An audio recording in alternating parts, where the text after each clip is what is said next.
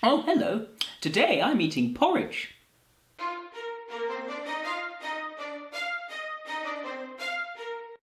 Zara. Yes, hi. You may have been wondering why I was eating porridge a few seconds ago. The answer will be very long, maybe even taking 5 minutes in YouTube video form. Essentially, eating porridge and the various things that happen to it from your gob to the bog is a metaphor for understanding how we interact with the world around us. The digestive system is a transformative metabolic process where food is broken down into its basic nutrients and is then rebuilt anew, becoming the density of our bones, the power of our muscles, and the energy of our cells. It is the sum total of all that makes up our physical bodies.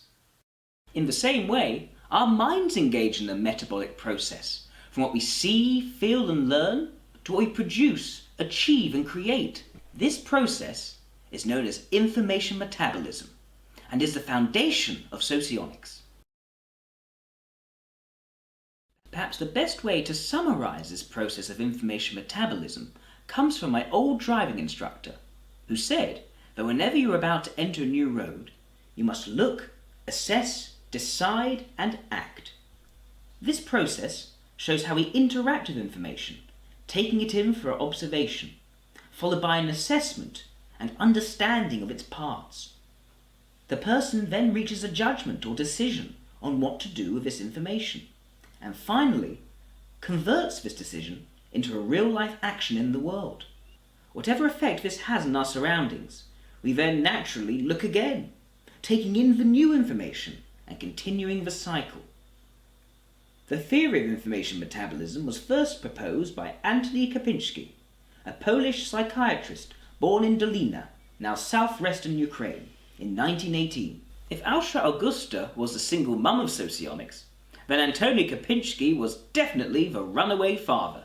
His idea made socionics not a mere set of personality types, but an account of the multiple ways in which information is processed, nourishing and maintaining the mind, like a peanut butter sandwich maintains my love handles.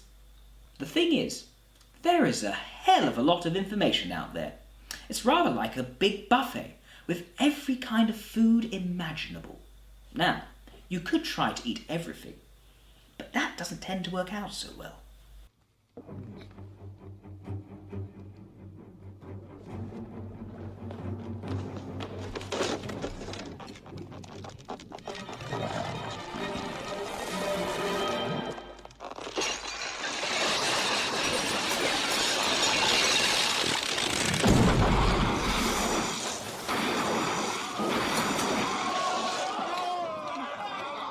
Instead, you have to choose what to eat and what not to eat. You have to have favourite foods and an idea of what is tastier or healthier to eat. In the same way, you can't handle all the information out there.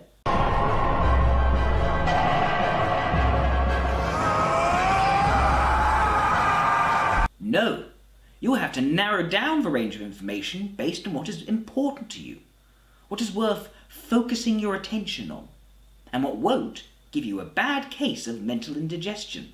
That is why, instead of being exposed to all kinds of information equally, we prioritize it in a hierarchy of values, with that which is most important to us shaping our experiences, influencing our decisions, and making us who we are. However, having a disposition towards certain kinds of information over others doesn't necessarily mean everyone else shares the same disposition. Where Kapinski's ideas end and Augusta's begin is the exploration of how different people will have variations in their hierarchy of values, with these variations being the source of large but clear and quantifiable differences between one person and another. We may vary as people in all sorts of ways, from hair colour to love and hatred of Marmite. But socionics considers the different priorities in how we metabolize information into behaviour as the main source of difference between one sort of person and another. Indeed, the proper term for a personality type in socionics is a type of information metabolism. Next time, we begin to look at the basic elements of information metabolism, starting with extroverted intuition, the intuition of ideas.